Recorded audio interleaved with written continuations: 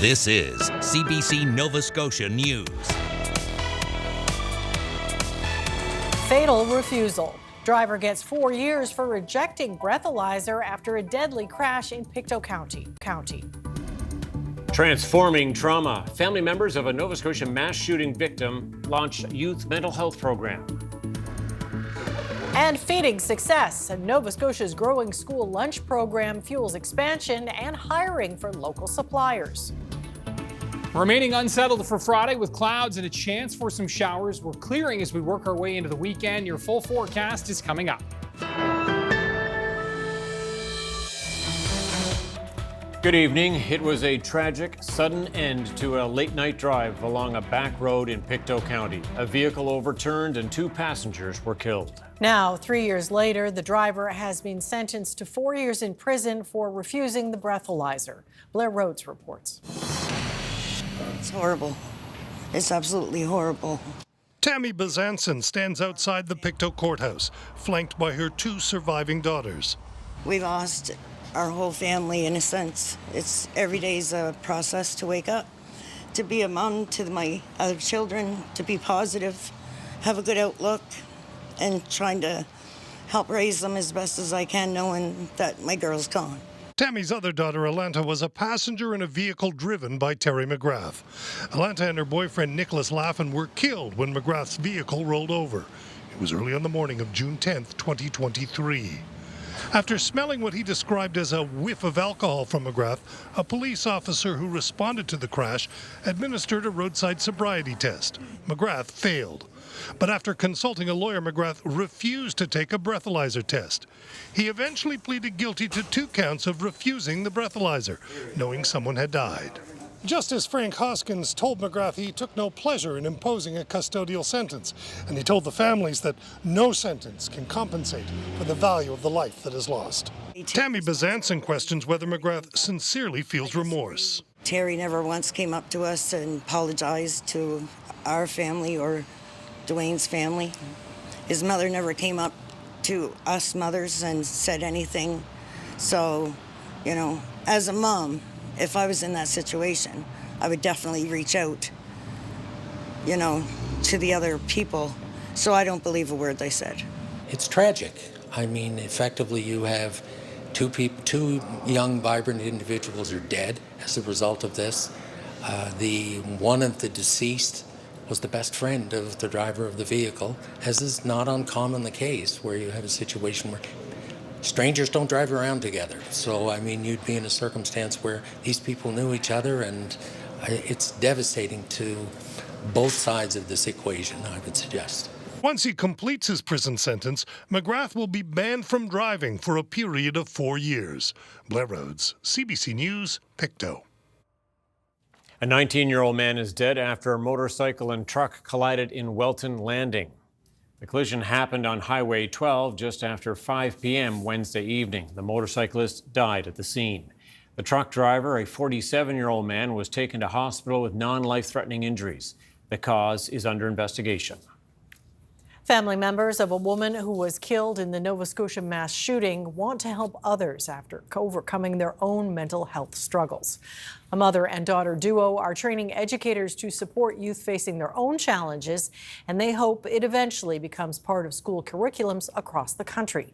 CBC's Josh Hoffman has more. Sophia Kierstead-Abbas and Jenny Kierstead have come a long way since losing a loved one in the Nova Scotia mass shooting 6 years ago.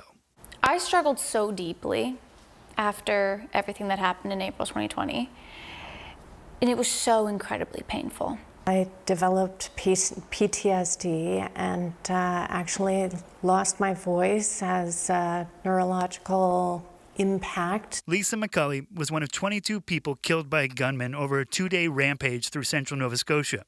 She was Jenny's sister and Sophia's aunt. As their family tried to move forward, Jenny couldn't find the right support for her daughter.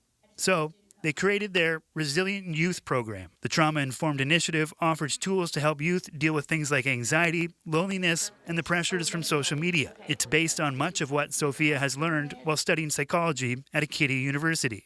From my past and personal experience, and with Mom's past and personal experience, we've noticed that mental health in youth is drastically declining, and it's not just mental health, it's everything. Like our young people's well-being they're really struggling. Your students are who they are because you support them. In July, Sophia and Jenny used their program to train more than 80 educators from across Canada for the first time. The attendance was more than double what they expected, which they say shows there's a need for youth mental health support. I think it would be awesome to have this curriculum in every school across Canada. Yeah, we were actually talking about that this morning. Life's not getting any easier. Yeah. So the kids need skills for what to do when they fail. Jenny believes her sister, who is a teacher herself, would think what they're doing is important. She was such a passionate educator and such a loving mother. And I just think she'd be proud of us, or at least I hope that she'd be proud of us, and I do feel her with me. Yeah, she was the older sister, so she's still telling me what to do. Josh Hoffman, CBC News, Halifax. The Mooseland Road wildfire on the Eastern Shore is now under control. The Department of Natural Resources says the fire is responding well to suppression efforts. While it is still not completely extinguished, it is not expected to grow. The fire burned through more than 1,400 hectares and saw the temporary evacuation of about 100 nearby homes and cottages earlier this month. Fire crews continue to monitor the area for hotspots. The town of Oxford is opening up all streets for ATV use. It's part of a growing number of so-called road trails. But as the CBC's Luke Ettinger tells us, it's left some people revved up. So if they're off highway, why do you want them on your streets in your town or your village? It makes no sense to a guy like me. Glenn Pettigrew keeps his side-by-side on the trails, but as of 2 years ago, select streets in his town of Oxford were open to ATV use. Okay, motion carried. Thank you. Meeting adjourned. This week, Town Council voted to expand access to all streets. The mayor says it will help residents ride directly to trails rather than hitching up and hauling. Oh, I don't want to hook up the trail. I got to break the law to get to the trail. That's absolutely silly. These people are citizens, taxpayers. Treat them as adults. They will obey the laws. They pay taxes. They have insurances. They're covered. The expansion is a one-year pilot. All off-highway vehicles have to be registered and insured. Operators must have a valid driver's license and wear a helmet. The road trails are only open during daylight and have a speed limit of 25 kilometers per hour. Despite the rules, Pettigrew worries not everyone will follow them. Not everybody is an outlaw. There are people out there who are very respectful. And there's also people out there who are not. And there doesn't seem to be anything being done about it. But people keep getting tortured from the noise and the shenanigans. Sometimes they're on 2 wheels, sometimes they're on 1 wheel. Enforcement's always going to be an issue. It's a small town. We're a rural town. In a statement, Nova Scotia RCMP say they'll respond to complaints, noting there has not been an increase. The mayor insists the bylaw will not welcome illegal activity. I don't think people who commit illegal acts worry too much about bylaws. They don't. About 20% of the population signed a petition against it, while others who ride say it's a good thing. Just be responsible when you're on your bike, not speed, no wheelies, stuff like that. Oxford is the second Nova Scotia town to open all streets. Last month, the town of Pictou also started a one-year pilot. Luke Ettinger, CBC News, Oxford.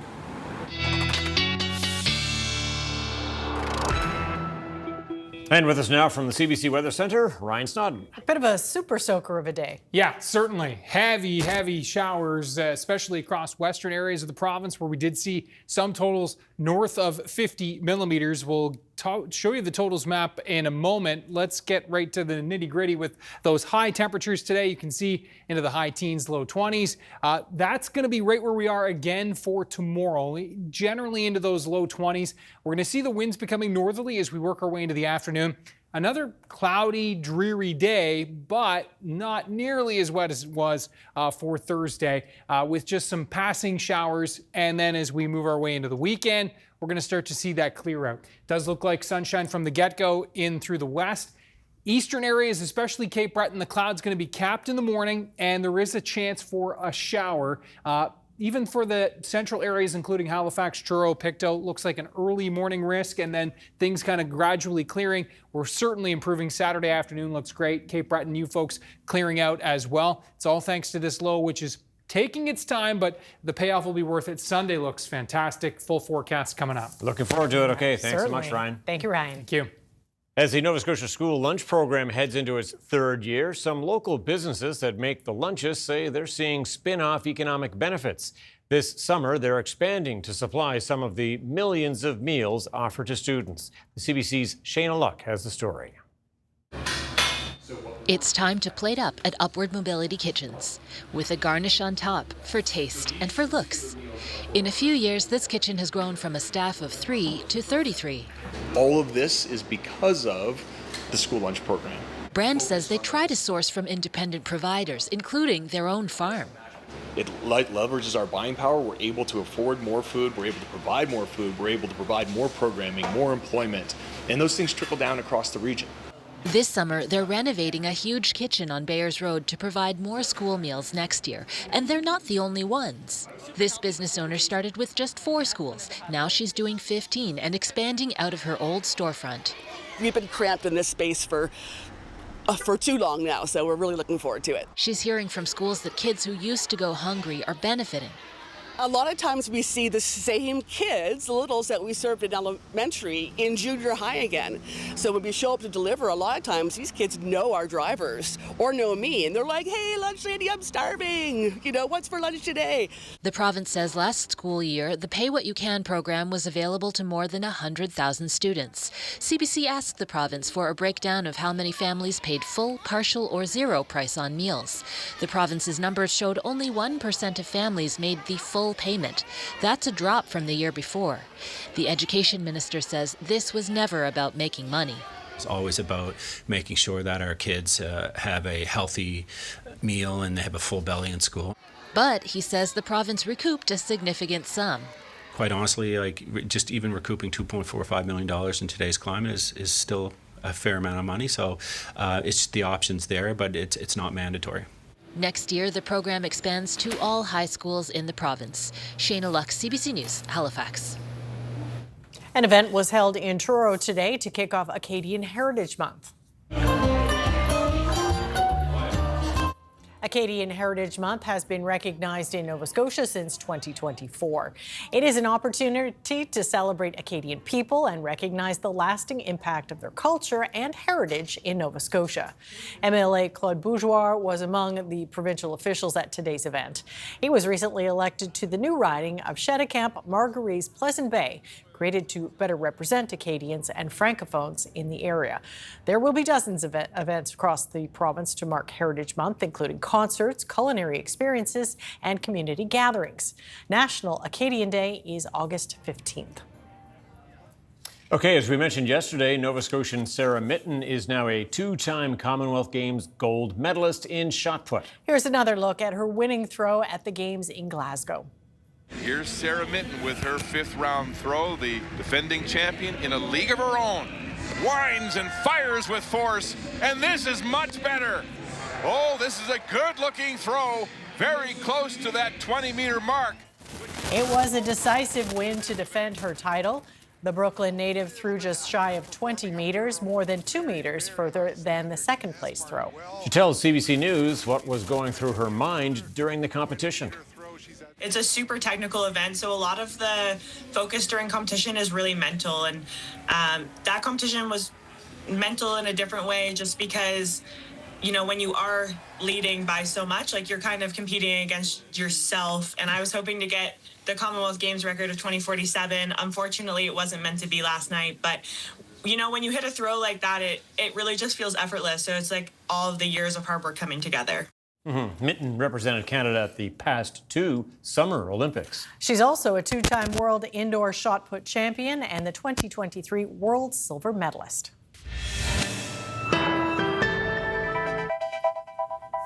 All right, Ryan is up next with the full weather forecast on a bit of a gray evening. We'll see you in just a few minutes.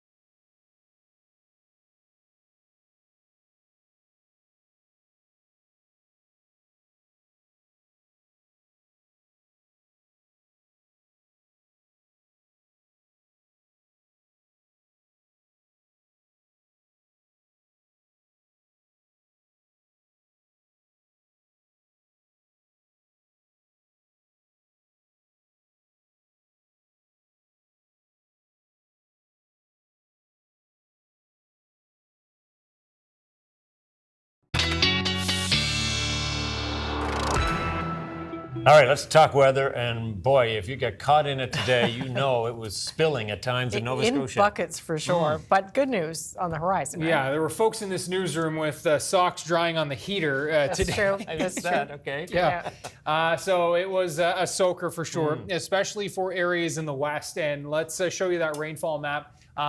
And you can see basically from Shelburne up through the Kedzie Park, Caledonia area into Aylesford, that western part of Kings County. That's where we had the bullseyes. 65 was the highest I saw there from the weather stations, but no doubt we likely saw even some higher amounts locally. Other than that, kind of a widespread 10 to 20, a little higher up towards Bear River there in Annapolis County as well. But yeah, a solid soaking indeed. The time lapse from Halls Harbor shows, yeah, it was not a bad start to the morning. And then certainly that rain coming in buckets, as it did come down at times quite heavy today. Of course, tide doing its thing there in beautiful Halls Harbor as well. And as we look at the the last few frames here, you can see the tide going back out, and our live shot right now for beautiful Halls Harbor. Not a bad evening, as we still look at a few shower chances overnight tonight and in through tomorrow. We will time that out for you in just a moment. There are the temperatures out there right now, ranging between 17 and 23. Our hot spot right now is Shelburne at 23, and even a couple of breaks of sun trying in the west as we work our way into this evening. Current winds generally still in from the east. Grand Tang gusting gusting 102 at last check, with some sustained winds near 74 there. A straight up lace wet wind at its peak at last check. And you can see some showers still scaling up across the eastern shore region, eastern Halifax County, and for Cape Breton as well. In the west, as I said, been actually on the radar or on the satellite and the webcam starting to see a few breaks trying over western areas of the province. This is the low that's going to continue to keep moving northeastward. Under that low tomorrow, it's still unsettled. Clouds are still going to dominate, but the potential for a break of sun, but also the potential for a few more showers as that low will take its time. High pressure is going to follow it up and move in for the weekend. You can see temperatures looking very summer-like across most of North America right now. St. John's, Newfoundland, and Iqaluit, some of our coolest temperatures right now. Now, let's look at the temperatures for tonight. 14, 15, 16, 17 degrees. I did put a risk for a thunderstorm in the mix for tonight. Looks like it's an isolated risk for sure, but the chances are there. I think the greatest risk is going to be here across eastern parts of the mainland and into Cape Breton later this evening and into the early overnight. Forecast models showing some heavier downpours and the potential for some rumbles of thunder there. Can't rule it out further west, but it does look more isolated, the chances do for there. Now, as we work our way into Friday, you can see just a lot of cloud cover for tomorrow, but some breaks of sun as we work our way into the afternoon. And with that, the potential for some pop-up showers and, yes, even a risk for a rumble of thunder again on Friday afternoon. But it's not going to be quite as widespread and quite as soaking as it was for today. Temperatures for Cape Breton tomorrow with the wind from the northeast, just 15 in Ganesha and Victoria County, most in the high 19 to high teens, low 20s. That's going to be the story as we work our way into the east as well. Central areas, 20 to 22 degrees, winds becoming northerly here. Again, that risk for some showers and thunderstorms. And I didn't put the sun icons on here, but the potential for maybe an hour or two tomorrow afternoon, at least the sun does try. As we move into Saturday, note the clouds still capped early on, and that potential for a couple of spotty showers as we work our way through the afternoon, becoming a mix of sun and cloud. Things really improving the further along we go throughout the day on Saturday. And so temperatures will pop into the 21 to 24 range across the province. Warmest temperatures will be back around the Atlantic coastline with the light northwesterly flow. And then for Sunday, we're looking at some mixes of sun and cloud throughout the day, especially into the afternoon, looking good. And that chance for showers starting to work its way back in for Monday. The muggy meter climbing through Sunday into Monday as well. And so with Monday, does look like we will see not only the humidity rising, but with that, the chances for some showers and some thunderstorms on Monday afternoon. So keep that in mind if you're heading out. Stay tuned for that. That's okay, right. Thanks, Ryan. Thank you. Thank you, Ryan.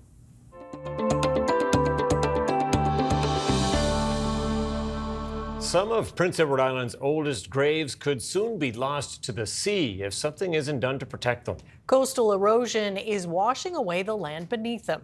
The CBC's Cody McKay has that story. Erosion is taking more away from PEI each year, and archaeologists are noticing a troubling trend. Because not only is PEI losing its shoreline, it's losing part of its history, as some grave sites like this one behind me are slowly washing away. The whole shoreline, the whole island is shrinking, so we can't save everything.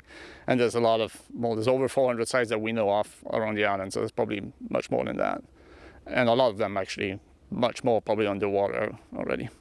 Many of those lost grave sites are Indigenous and others belong to the settlers. On Panmure Island in eastern PEI, rows of unmarked graves in a pioneer cemetery hundreds of years old. Erosion has pulled human remains into the sea. People walking along the water's edge have even found skulls and other bones. To preserve this place, archaeologists built a living shoreline with hay bales and seaweed, but in the end, it's not a question of can they save it, it's how long can they save it for. We can only do so much, so we have to develop a strategy to determine which site we can protect and which ones we can't. And the ones we can, we have to find a way to mitigate, or potentially like doing an excavation or just constant monitoring of some sites like I've been doing, just to try to get as much information from them before they erode away. Just across the water is another pioneer cemetery in St. Andrew's Point. Family history is marked into headstones in this quiet hideaway. Around them, collapsing trees on land that's slowly being lost to the ocean. This is our shared history, and it really allows you, from a climate perspective, to look back several hundred years to look at how these environments were used in the past. And I think with anything, when we lose history and archaeological sites, it's losing a part of our past.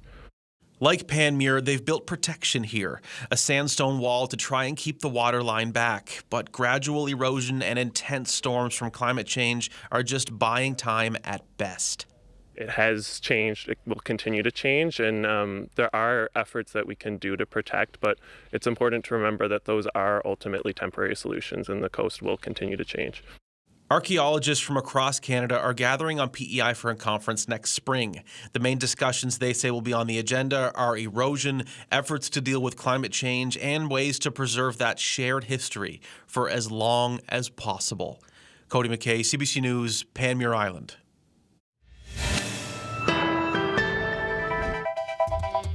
Coming up, in the midst of geopolitical conflicts, NSCC's Ivany campus removes its display of international flags.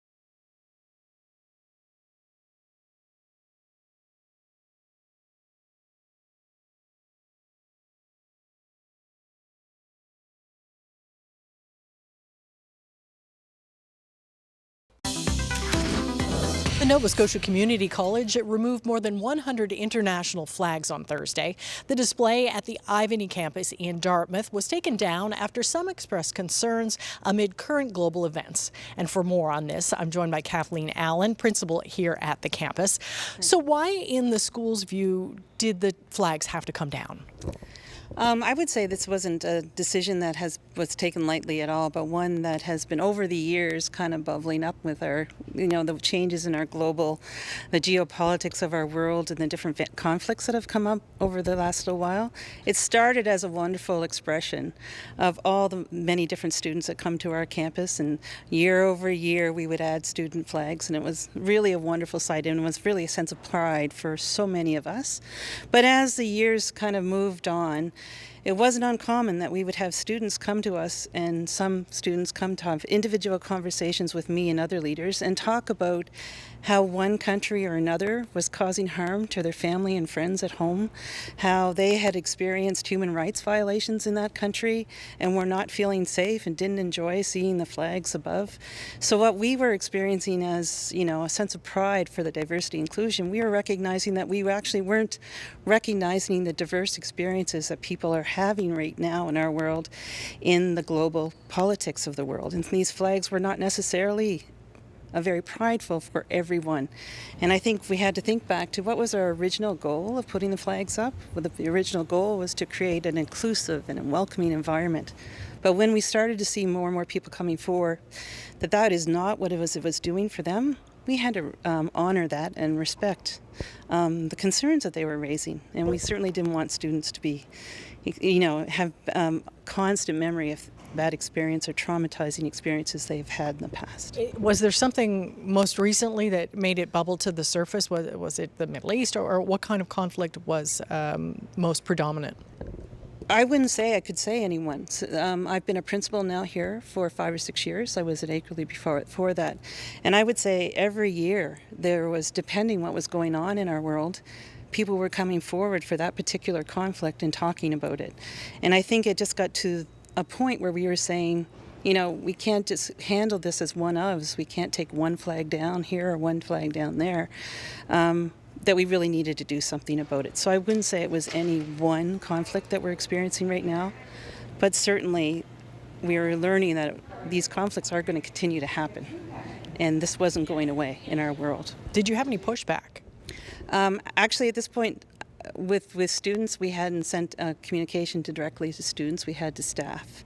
Many students were away. Most of the conversation with students have been one-on-one, individual. So we haven't really spoken to students at this point. What do you say to some who might say, well, this was an overreaction, or that the flag may be not reflecting the conflict, but the people who live there and, they're proud of their country? What would you say to that kind of pushback? Yeah.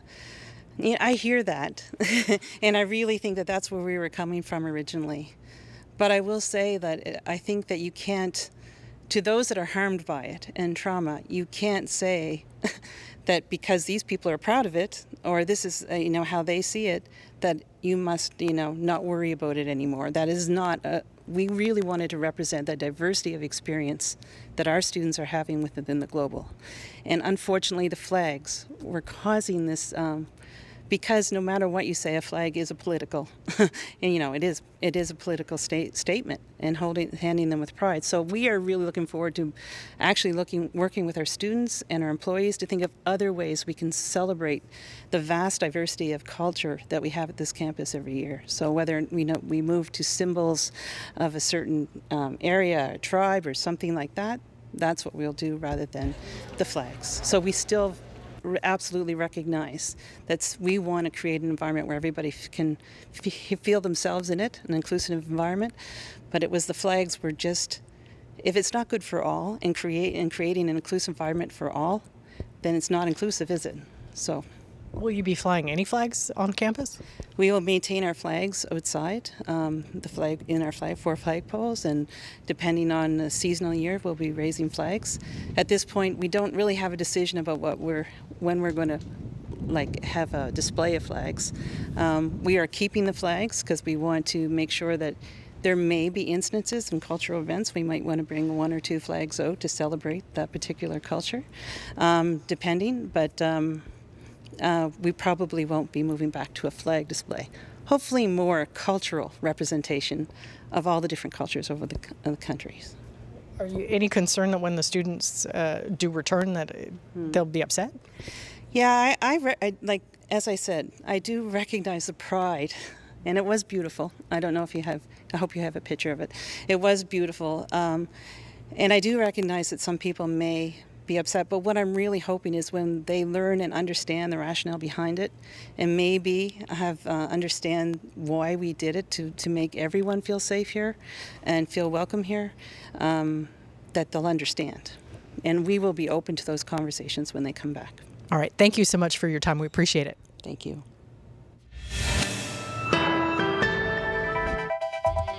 Coming up, WestJet Flight Attendants Union issues a 72-hour strike notice ahead of the August long weekend.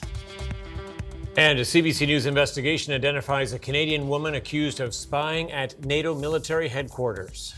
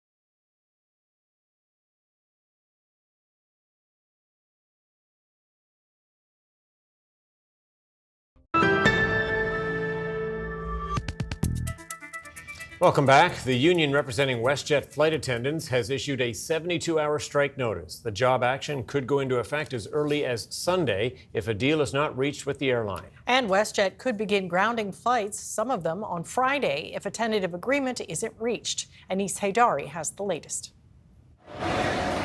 Air travelers aren't sure if they can rely on WestJet because a possible strike is looming. It could be an inconvenience, but I'm more for whatever comes our way. You got to deal with it. I don't know if I would have booked with WestJet if I knew that this is what was happening.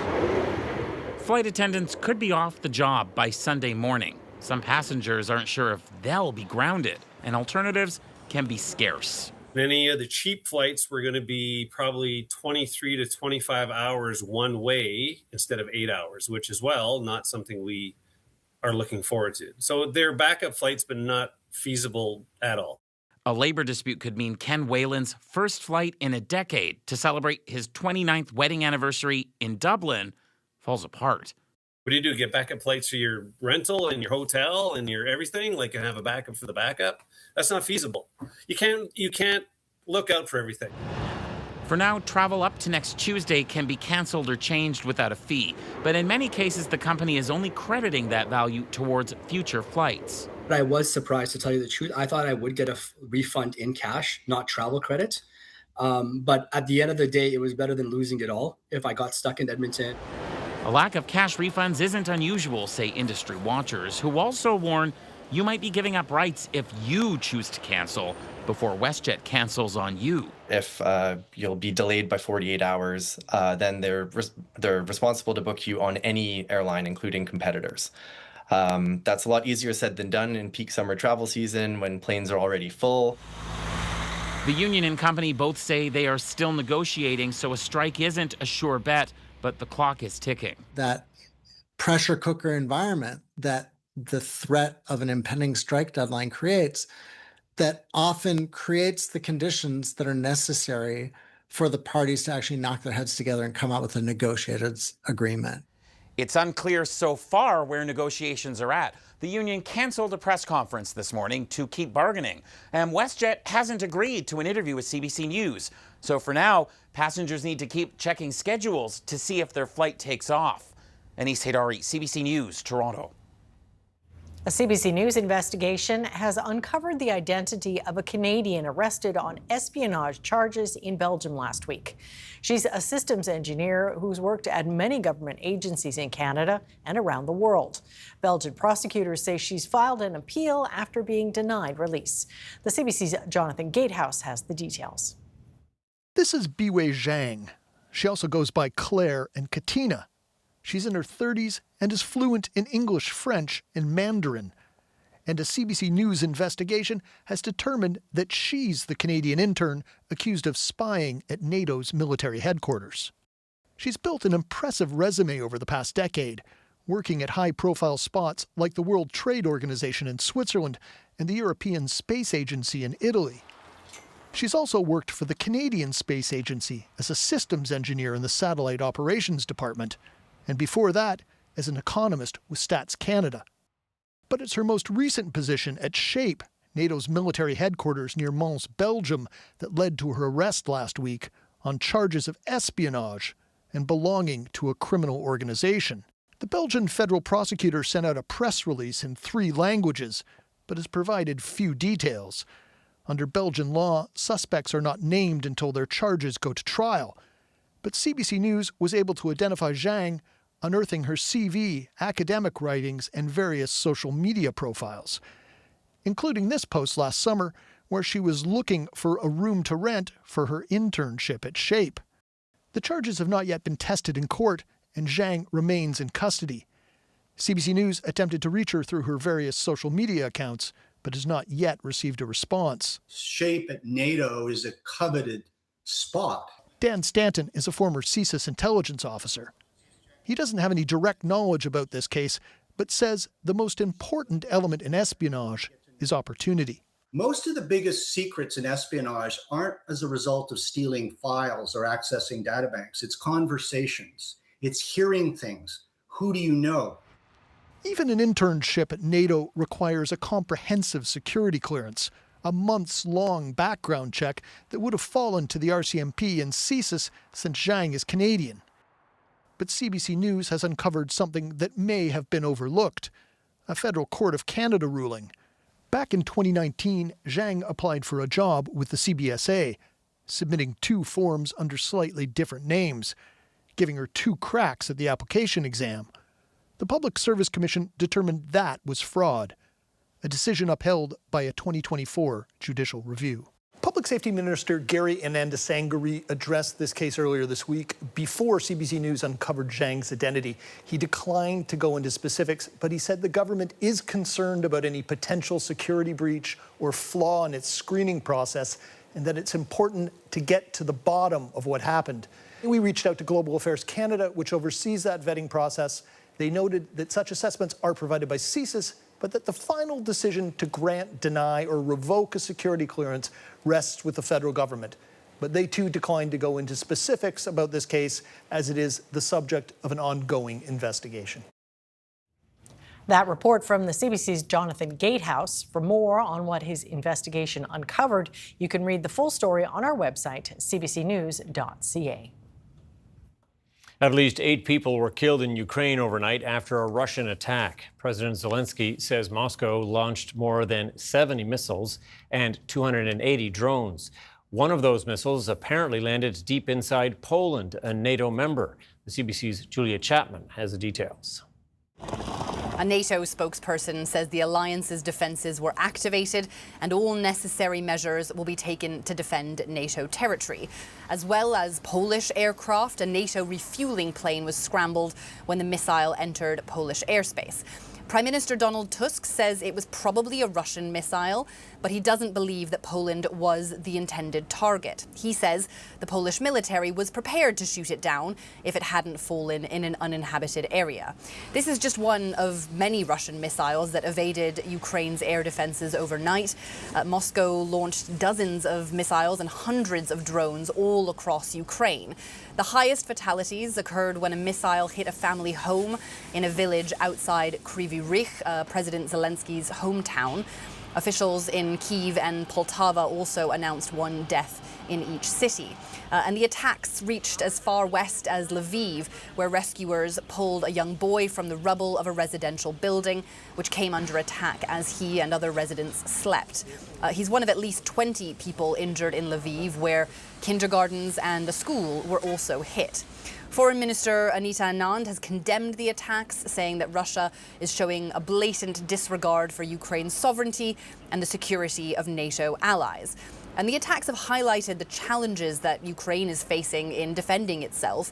President Zelensky wrote on social media, given the critical shortage of air defense missiles from our partners, our warriors are accomplishing truly incredible things. Kyiv has also hit back at Russia. It says it carried out strikes against 4 Russian tankers in the Black Sea and the Sea of Azov. Russian officials also say 2 e-commerce warehouses caught fire because of Ukrainian drone attacks. Julia Chapman, CBC News, London. Montreal's Old Port is hosting a special visitor, Amerigo Vespucci, the historic training ship from Italy, a symbol of the country's maritime tradition that's also seen as a goodwill ambassador to strengthen Italy's transatlantic ties with Canada. Gloria Enriquez has the story. Deemed the most beautiful ship in the world, the Amerigo Vespucci has docked in Montreal, its last stop on its North American tour. 101 majestic meters stretching over the St. Lawrence River. People already lining up for a chance to board. Magnifico. As it entered the city, the impressive height of the ship's main mast proved a bit of an issue. We have to put down the highest part of the mast because we have to cross the bridge. The Jacques-Cartier Bridge? Oui. Built in 1931, the ship was named after Italian navigator Amerigo Vespucci. The explorer also inspired America's name after he confirmed the land Christopher Columbus discovered was not Asia, but indeed the New World. The Vespucci is a training ship where Italian Navy cadets learn the ropes and the wheels. It takes 8, 2 on each side, to steer the ship. For 10 degrees, they have to move this one like 40 times, and it's very, very hard. The Vespucci keeps tradition afloat by teaching both new and old sailing methods. Here, cadets are mapping out the ship's next destination, the Azores. But the ship carries another mission. It's a floating ambassador for Italy. When we get that type of ship coming at the Port of Montreal, we are developing close ties. Baudry says Italy is the Port of Montreal's third largest trading partner and has a long history of welcoming Italian immigrants. The ship's visit, he says, celebrates all those connections. Gloria Enriquez, CBC News, Montreal. Korean pop superstar band BTS says it won't be submitting music for the 2027 Grammy Awards. The decision comes amid controversy over a new Asian pop category, which some critics say could sideline Asian artists. Magda Gabrisalasa breaks down the backlash. They're the K-pop band on a hot streak. After a nearly 4-year hiatus, BTS topped the charts with its new album, Arirang, and sold out its world tour. And yet, at the height of this success, the bandmates have decided to opt out of the 2027 Grammys, announcing they're not submitting their music for consideration. You know what? Round of applause to the members. The co-founder of the BTS Army Toronto fan group thinks the Grammys have long disrespected the boy band. Over the years, BTS has earned 5 nominations, performed 3 times, and has never taken home a trophy. They were kind of just being taken advantage of, I think, and not for their music, but just more for viewership. So I'm actually very proud that they took a stance. The stance comes just a month after the Grammys announced 5 new categories, including Asian pop performance. The reaction to the category was essentially like, well, you're doing this because you don't want to give BTS any of the bigger awards, which I think is constantly the feeling when they create these categories. BTS said in a translated statement on Instagram, "We hope our music can be heard and loved for what it is, rather than being divided by region or language." I think they didn't want to be pigeonholed into being an Asian act. I think they would end up in this category or felt pressured to choose between pop or Asian pop. But the Grammys CEO says entering the Asian pop category doesn't exclude artists from other awards, adding it was created to celebrate the depth, diversity, and extraordinary growth of Asian pop. I think to the Grammys' credit and the Recording Academy's credit, they really do make an effort to change. But it doesn't go far enough, says this fan. The world's changing, music is changing, so let's try to be a little more inclusive without segregating. BTS will make its only Canadian stop of the tour in Toronto next month. Magda Gabrisalasa, CBC News, Toronto. Canadian and U.S. stock markets gained ground Thursday as investors sifted through fresh corporate earnings reports on both sides of the border. There's a look now at the numbers as we head to break.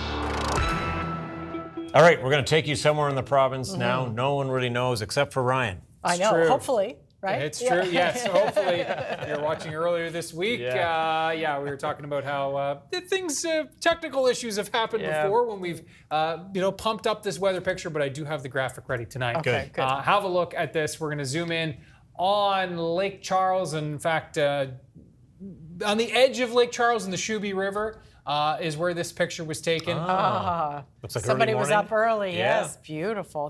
That could be a painting. Yeah, it could be, couldn't it? Nice little fog there on the pond or on the lake. And thanks to Sandy Johnson for sharing this. Terrific. Ryan's picks at cbc.ca. Now for tomorrow, looks like we'll see a chance for some showers. The cloud cover is going to dominate. I didn't put the sun icons on here, but I could have, given I think we'll see maybe an hour or two of some sunshine tomorrow afternoon. Hopefully even more. Yes, it looks like the clouds will certainly dominate tomorrow. Winds are going to become northerly as that system starts to pull away into the afternoon. And so, we'll see temperatures just a little bit cooler as a result of that. Now for Saturday, we are looking at the skies clearing from west to east. You folks in the Tri-County area, the Valley, the South Shore, sunshine from the get-go. Central areas, looking at that sun to appear as we move throughout the morning into the afternoon. You folks in Cape Breton as well should see some sunshine breaking through, but a chance for a shower lingering even into the afternoon. And we've been talking about the muggy meter climbing through Sunday and into Monday, and it is going to be pretty tropical feeling on Monday. So that will prime the skies for, we'll get right to that 7-day. That'll prime the skies for a chance for a shower or a risk for a rumble of thunder on Monday. Particularly in through the afternoon and the evening. And you can see looking pretty solid into next week as well. Not bad at all. Summer indeed. Thanks so much, Ryan. Well, commuting, never fun, but one conductor in Toronto is trying to make it an uplifting experience. Take care of yourselves, take care of each other, stay hydrated, find a reason to smile, and as always, thank you for riding the TTC. Upbeat. That's the voice taking many subway riders in Toronto after they're growing quite fond of it. TTC operator Alex Uncle Croffy Crawford is using the train's intercom to spread positivity, and he's going viral online because of it. He says he started doing the announcements to entertain himself on the job. Crawford is also doing Toronto Trivia Tuesdays over the intercom, and each Thursday the operator announces a haiku to subway riders. That's a good way to pass the time. Yeah, Creative absolutely. community, for sure. That's it for us tonight. Thanks so much for watching. We'll see you next time. Good night. Good night.